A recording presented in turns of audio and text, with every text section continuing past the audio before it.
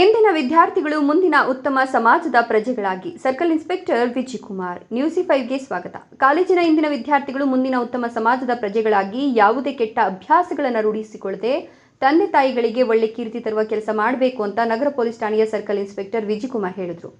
ಚಿಂತಾಮಣಿ ನಗರದ ಪ್ರಥಮ ದರ್ಜೆ ಹಾಗೂ ಸ್ನಾತಕೋತ್ತರ ಕಾಲೇಜಿನಲ್ಲಿ ತಂಬಾಕು ಮುಕ್ತ ಯುವ ಅಭಿಯಾನ 2.0 ಕಾರ್ಯಕ್ರಮವನ್ನು ಉದ್ಘಾಟಿಸಿ ನಂತರ ಅವರು ಮಾತನಾಡಿದರು. ನಗರ ಆರೋಗ್ಯ ಕೇಂದ್ರದ ಡಾಕ್ಟರ್ ಬಸವ ಮಂಜೇಶ್ ಮಾತನಾಡಿ, ತಂಬಾಕು ಸೇವನೆಯಿಂದ ಮತ್ತು ಅದರಿಂದಾಗುವ ದುಷ್ಪರಿಣಾಮಗಳ ಬಗ್ಗೆ ವಿದ್ಯಾರ್ಥಿಗಳಿಗೆ ತಿಳಿಸಿಕೊಟ್ಟರು. ಇನ್ನು ಕಾಲೇಜಿನ NSS ಮತ್ತು NCC ಹಾಗೂ ವಿದ್ಯಾರ್ಥಿಗಳಿಗೆ ತಂಬಾಕು ಸೇವನೆಯಿಂದ ಉಂಟಾಗುವ ದುಷ್ಪರಿಣಾಮಗಳ ಬಗ್ಗೆ ಹಾಗೂ ಕಾರ್ಯಕ್ರಮದ ಬಗ್ಗೆ ಮಂಜುನಾಥ್ ಜಿಲ್ಲಾ ತಂಬಾಕು ಘಟಕದ PT ಪ್ರೆಸೆಂಟೇಷನ್ ಮೂಲಕ ಅರಿವು ಮೂಡಿಸಿದರು. ಈ ಕಾರ್ಯಕ್ರಮದಲ್ಲಿ ಕಾಲೇಜಿನ ಪ್ರಾಂಶುಪಾಲರಾದ ಡಾಕ್ಟರ್ ಕುಸುಮ ಮಂಗಳ, ತಾಲೂಕು ಆರೋಗ್ಯಾಧಿಕಾರಿ ಡಾಕ್ಟರ್ ರಾಮಚಂದ್ರ ರೆಡ್ಡಿ, ನಗರ ಆರೋಗ್ಯಾಧಿಕಾರಿ ಶ್ರೀನಿವಾಸ ರೆಡ್ಡಿ ಸೇರಿದಂತೆ ಶಾಲೆಯ ಉಪನ್ಯಾಸಕರು, ವಿದ್ಯಾರ್ಥಿಗಳು ಹಾಜರಿದ್ದರು. ವಿಮಲಾ ದೀಪಕ್, ನ್ಯೂಸ್5 ಚಿಂತಾಮಣಿ. ನಿರಂತರ ಸುದ್ದಿ ಸಮಾಚಾರಗಳಿಗಾಗಿ ನೋಡ್ತಾ ಇರಿ, ಇದು ನಿಮ್ಮ ನ್ಯೂಸ್5.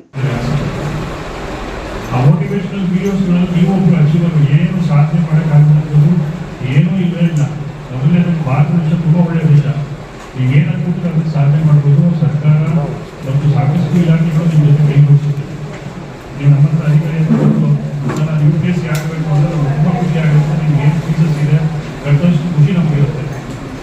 ನನಗೆ ಬೇಕು ಸರ್, ನಾನು ಓದ್ಬೇಕು ಸರ್, ಮುಗಿಸ್ಬೇಕು ಅಂದರೆ ನಾನೇ ಅಂತಲ್ಲ, ಇಲ್ಲಿ 3,000 ನಮ್ಮ ಸ್ನೇಹಿತರು ಎಲ್ಲ ನಿಮ್ಗಳಿಗೆ ಅನುಕೂಲ ಮಾಡ್ಕೊಳ್ಳೋದಕ್ಕೆ ಹುಮ್ಮಸ್ಸು ಇಟ್ಕೊಂಡಿದ್ದಾರೆ. ಬಟ್ ಆ ಒಂದು ಯೋಚನೆ ಮತ್ತು ಆ ಒಂದು ಸ್ಥಿತಿ ನಿಮ್ಮಲ್ಲಿದೆ.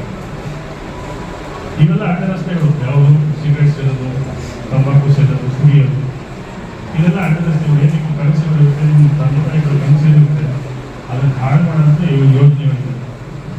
ಈಗ ಸರ್ ಹೇಳಿದ ಪ್ರಕಾರ ಒಂದು ಕ್ಷಣಿಕ ಸುಖ, ಅದೇನು ಡೋಪಮೈನ್ ಬರುತ್ತೆ, ಒಂದು ಕ್ಷಣಿಕ ಸುಖ ಅಥವಾ ಫಿಲಮ್ ಹೀರೋಗಳಲ್ಲಿ ಸೇರ್ತಾರೆ, ಅವ್ರ ಸಂಬಂಧ ಬದುಕುತ್ತಾರೆ.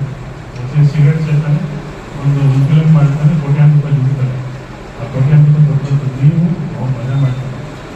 ಬಟ್ ನಾವು ಇಷ್ಟು ಜನ ನಿಂತಿದ್ದ ವಯಸ್ಸಿನಲ್ಲಿ ದೊಡ್ಡವರೆಲ್ಲ ತಿಳ್ಕೊಂಡಿರೋದು ಇದೆಲ್ಲ ತುಂಬ ದೂರ ಬರೋದಿಲ್ಲ. ಮೊದಲನೇದು ನಿಮ್ಮ ಸಾಧನೆಗೆ ನಿಮ್ಮ ಆರೋಗ್ಯ ಮುಖ್ಯ. ಆರೋಗ್ಯ ಚೆನ್ನಾಗಿದ್ರೆ ನೀವೇನು ಬೇಕಾದ್ರೂ ಮಾಡ್ಬೋದು. ಇವತ್ತಿನ ದಿನ ನಿಮಗೆ ಇಲ್ಲಪ್ಪ ಇದು ಸಾಧನೆ ಮಾಡೋಕ್ಕೆ ಆಗುತ್ತಾ ಇಲ್ಲ ಅಂತ ಯೋಚನೆ ಇರ್ತದೆ. ನಿಮ್ಗೆ ಮೊದಲನೇ ಆಸ್ತಿ ನಿಮ್ಮ ವಯಸ್ಸು ಮತ್ತು ನಿಮ್ಮ ಆರೋಗ್ಯ. ಈಗ ನನಗೆ ಹುಡುಗರಿಗೆ ಓಡುವಾಗ ಓಡೋಕ್ಕಾಗೋದಿಲ್ಲ, ಯಾಕಂದರೆ ಆ ಶಕ್ತಿ ಯೋಗ್ಯತೆ ಎಲ್ಲ ನಿಮ್ಮಲ್ಲಿ ತೋರಿಸಿದೆ. ಸೊ ಅದು ಸರಿಯಾದ ಒಂದು ದಾರಿ ತೋರಿಸಿ, ಅದು ಈ ದುಶ್ಚಟಗಳು ಸೇರಿಬಿಡಿ. ಅದನ್ನು ತೋರಿಸಿದ ಪ್ರಕಾರ ಎಲ್ಲ ಕ್ಲೈಮಿಗೆ